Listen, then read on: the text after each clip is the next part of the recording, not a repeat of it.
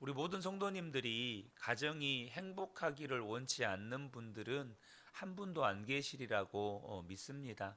누구나 다 가정이 행복하기를 원하죠. 그러나 그 행복하기 위해서 우리가 취해야 할 방법은 여러분 하나님과의 관계를 바르게 해야 한다는 것입니다. 내가 수고하고 노력한다고 해서 가정이 행복해지는 것이 아님을 저와 여러분이 꼭 아셔야 합니다.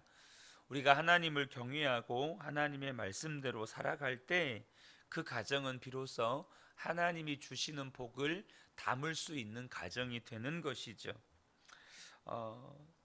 우리가 어제 이 가정에게 하나님께서 주시는 복이 네 가지가 있다는 것을 함께 나누었었죠. 2절에는 수고한 대로 먹는 복, 3절에는 부부 사이, 부모와 자녀 사이에 화목하고 사랑이 넘치는 복, 그리고 5절에는 예배를 드리고 말씀을 통해서 주시는 하나님의 은혜가 가정에 임하는 복, 6절에는 장수하면서 자손들을 보는 복에 대한 말씀을 하십니다. 어제 우리가 2절과 3절에 수고하는 대로 먹는 복과 또 부부 사이, 부모와 자녀 사이에 화목하고 사랑이 넘치는 복에 대한 이야기를 잠깐 나누었습니다. 예수님이 가정의 왕이 되실 때 정말로 그 가정이 예수님을 왕으로 모시고 살 때 그 가정은 수고한 대로 먹는 복, 그리고 화목하고 사랑이 넘치는 복을 누리게 되는 거죠. 오늘은 그 세 번째, 네 번째에 대한 이야기를 좀 나누기를 원하는데요. 예수님이 왕이 되실 때 그 가정에 또한 하나님의 은혜가 임하는 복을 누리게 된다는 것이죠. 5절에 보면 주님께서 시온에서 너에게 복을 내리시기를 빈다. 평생토록 너는 예루살렘이 받은 은총을 보면서 살게 될 것이다 라고 말씀합니다. 이 시온과 예루살렘은 자주 나누는 말씀이지만 하나님의 성전을 말하는 것입니다.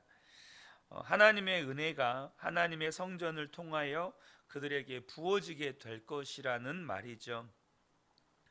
여러분, 가정이 행복하게 되는 중요한 원인 중에 하나는 그 가정에 하나님의 은혜가 부족함이 없이 부어지는 것입니다.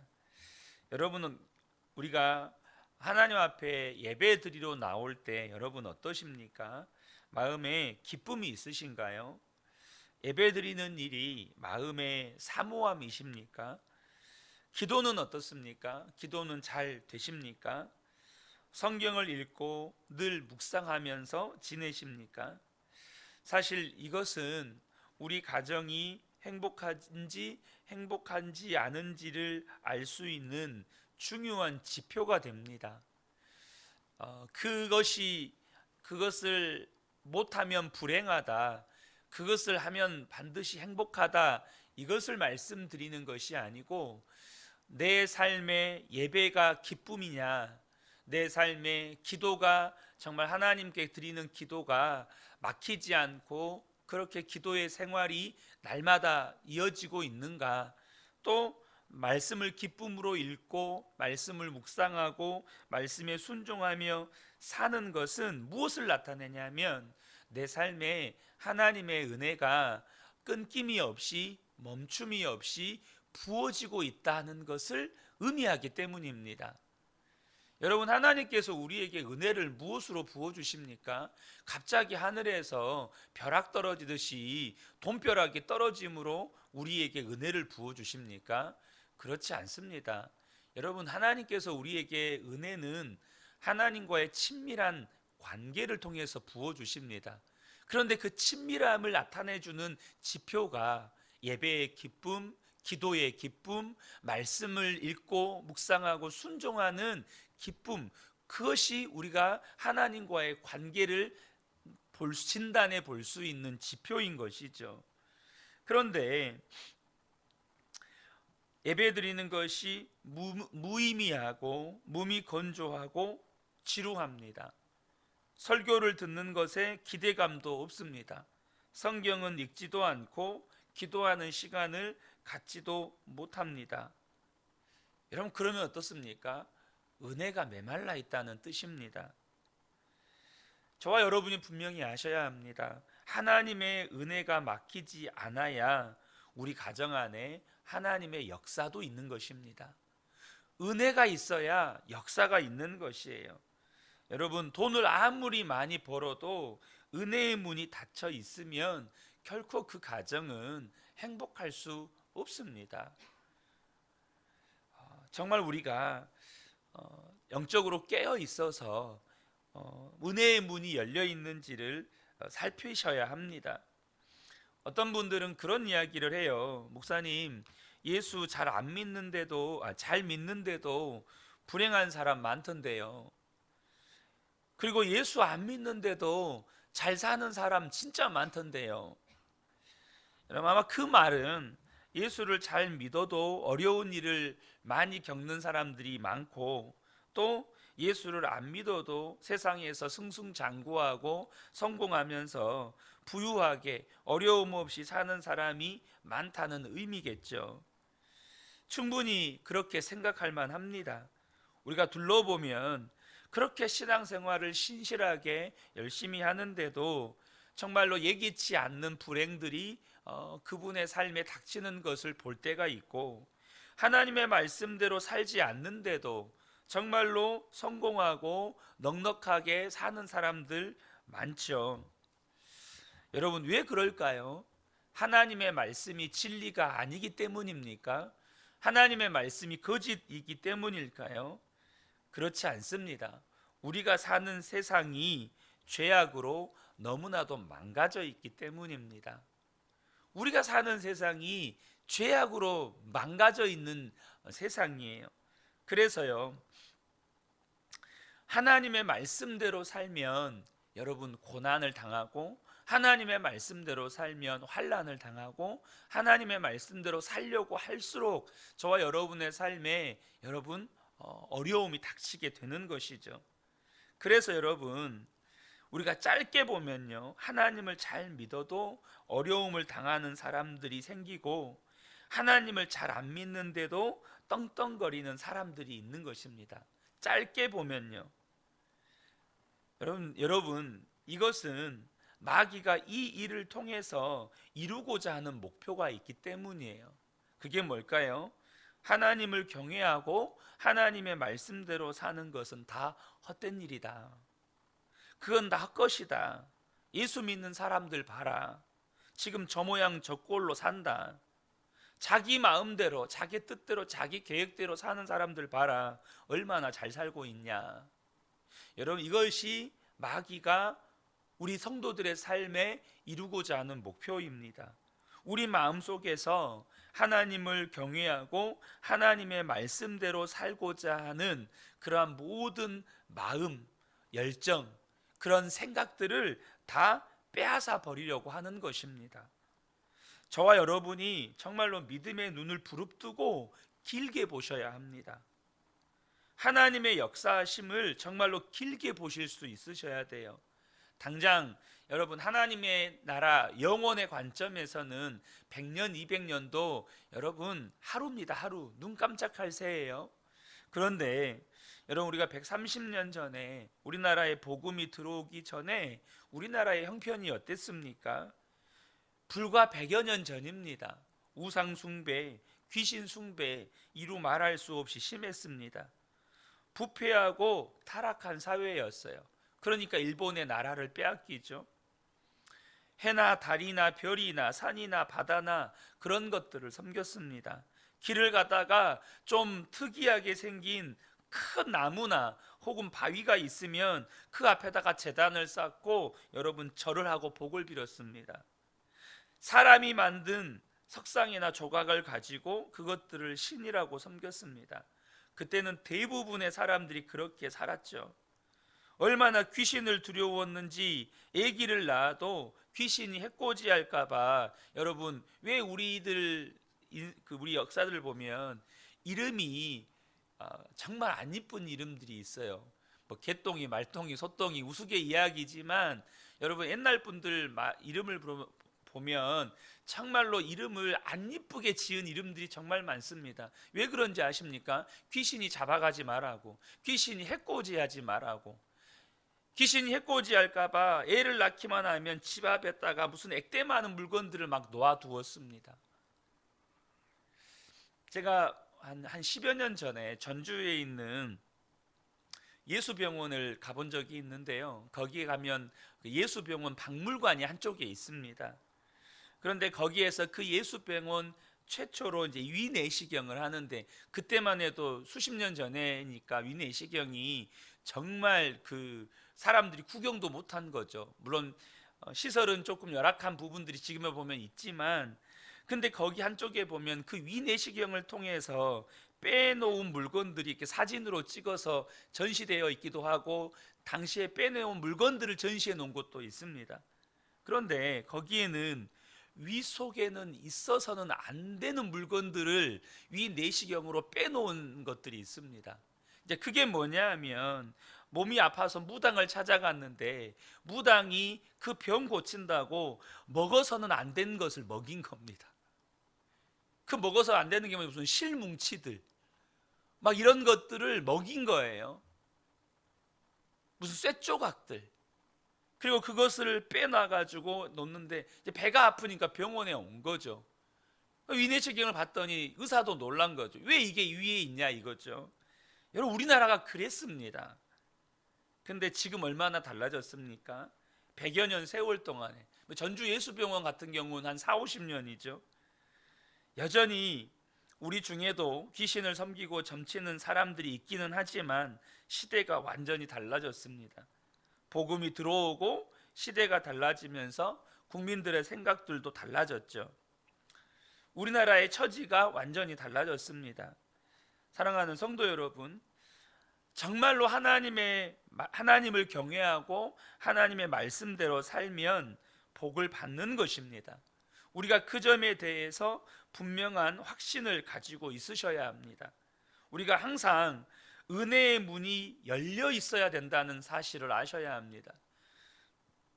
어떤 여자 성도님이 몸이 너무 아파서 남편이 퇴근에 들어오는데 나와 보지도 못하고 알아 누워 있었습니다. 남편이 알아 누워 있는 아내를 보고 머리에 손을 얹고 기도를 해 주었대요. 그때 남편이 무슨 내용의 기도를 했는지 전혀 기억에 없지만 남편이 머리에 손을 얹고 기도를 하는데 그렇게 눈물이 나더라는 겁니다. 그렇게 많이 울었대요. 왜냐하면 생전 처음 남편이 자기 머리에 손을 얹고 기도를 해 주었기 때문입니다. 그리고 일어나셨어요. 여러분, 은혜의 문이 열리면 가정 안에 은혜가 넘치게 됩니다. 어느 남자 성도님이 사업을 하다가 예상치 못한 일이 겹쳐서 완전히 망해버렸습니다. 빚더미에 오른 거죠. 극단적인 생각까지 했습니다. 근데 그날부터 아내가 철야 기도를 시작했습니다. 처음에는 그런가 보다 했는데 아내가 매일 철야 기도를 하는 것을 보고 나도 정신 차려야겠다, 그런 생각이 들었대요. 그리고 아내를 따라 자기도 교회를 나갔습니다. 밤에 아무도 없는 예배당에 아내와 남편 단둘이 거기서 기도를 하고 있는데 뭐라고 설명할 수 없는 믿음이 생기더라는 것입니다. 하나님이 계신 것과 하나님이 자신을 사랑하신 것과 자기는 절대 이렇게 망할 사람이 아니라는 것이 믿어지더라는 거예요. 그래서 다시 일어났습니다. 여러분, 다 무엇 때문이죠? 그 가정에 은혜의 문이 열려 있었기 때문입니다. 은혜의 문이 열려 있으니까 여러분, 은혜가 임하는 것이죠. 여러분, 힘들고 어려울 때 있잖아요. 큰 소리로 찬양하십시오. 그리고 함께 가족들이 성경 읽기도 하고 통성으로 기도하기도 하고, 여러분, 그러면 가정 안의 영적인 분위기가 달라집니다. 여러분, 우리가 21일간 다니엘 기도했잖아요. 21일간. 여러분, 근데 여러분 느끼십니까?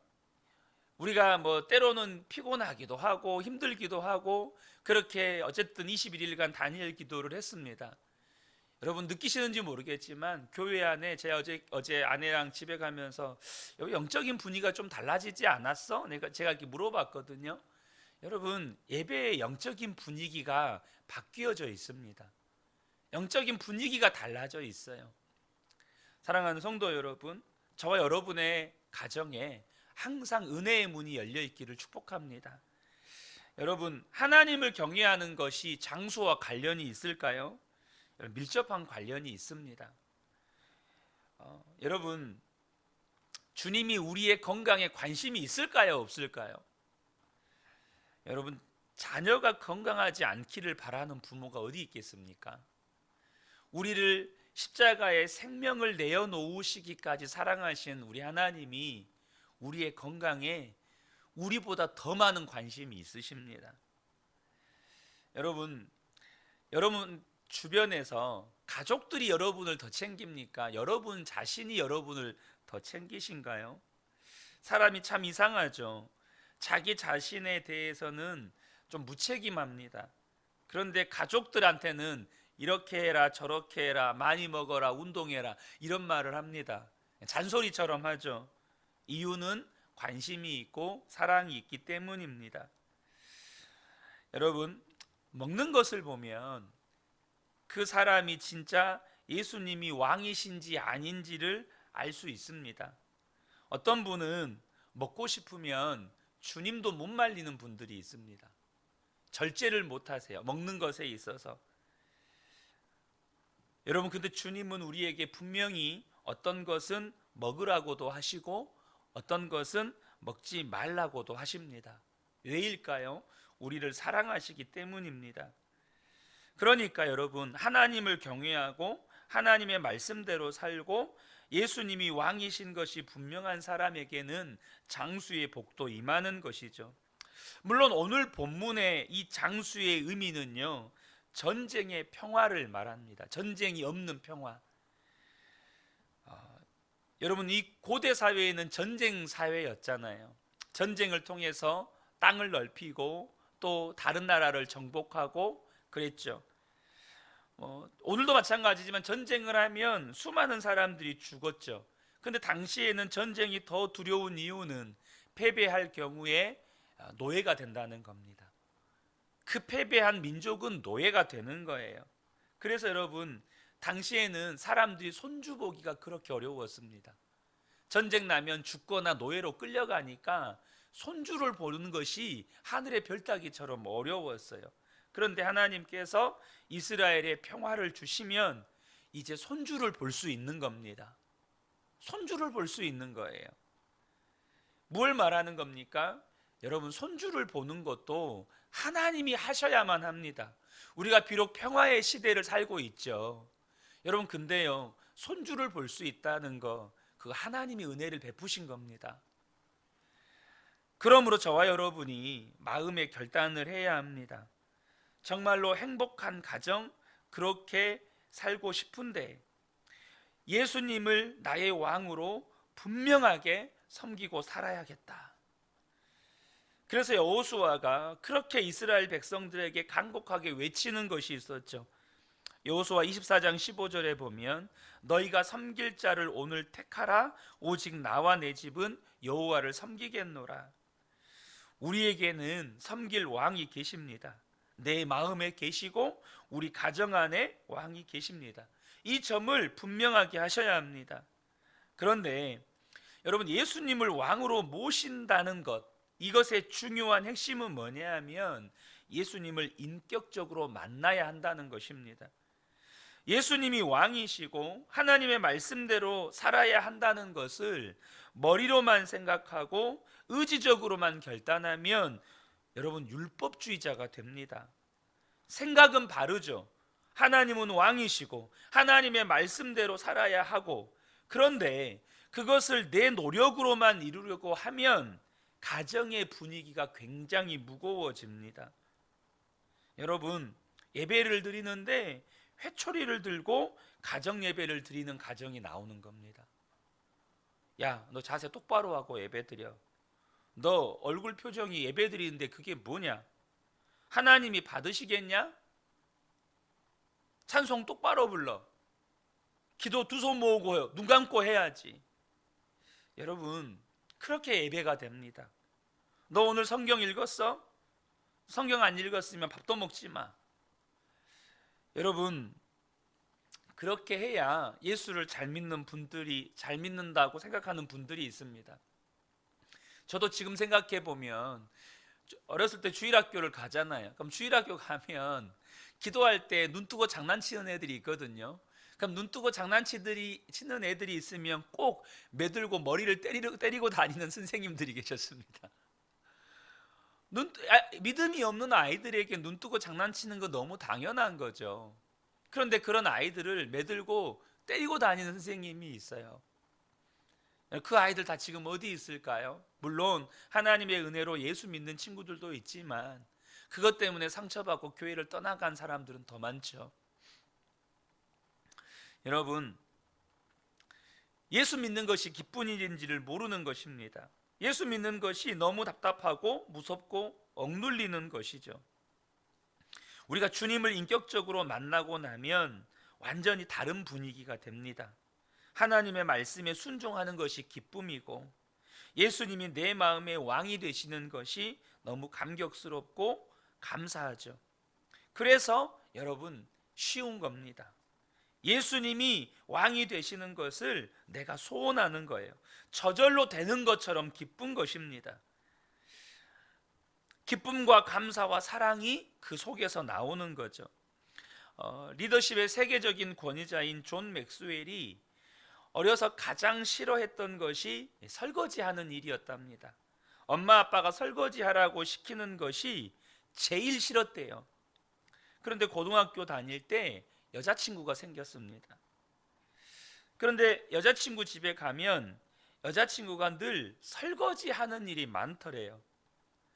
그러면 어떻게 했겠습니까? 그러면 이 존 맥스웰은 기쁘게 옆으로 가서 함께 설거지를 했답니다.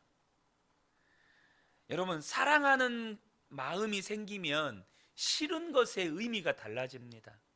사랑하는 마음이 없을 때는 설거지가 그렇게 싫었는데 사랑하는 마음이 생기니까 설거지가 그렇게 즐거운 겁니다. 마찬가지죠. 예수님이 왕이라는 말의 핵심은 예수님을 인격적이고 친밀하게 아는 것에서부터 오는 것입니다. 그러면 주님이 하라고 하는 일은 다 기쁨으로 하게 됩니다. 그러니 가정이 행복한 것이죠. 저와 여러분이 예수님이 왕이시다, 이것은 내가 항상 예수님 안에 거한다 라는 말과 같은 뜻임을 아셔야 합니다. 사랑하는 성도 여러분, 저는 우리 모든 성도님들이 후회 없는 인생을 사셨으면 좋겠습니다. 저와 여러분의 가정이 정말로 복이 있으려면 항상 예수님이 왕이셔야 합니다. 항상 저와 여러분이 예수님 안에 거하셔야 합니다. 그러면 하나님이 약속하신 그 가정에게 부어주시겠다는 그 약속의 말씀을 하나님이 반드시 성취하십니다. 이 은혜가 우리 모든 성도님들께 함께 하시기를 예수님의 이름으로 축복합니다. 아멘.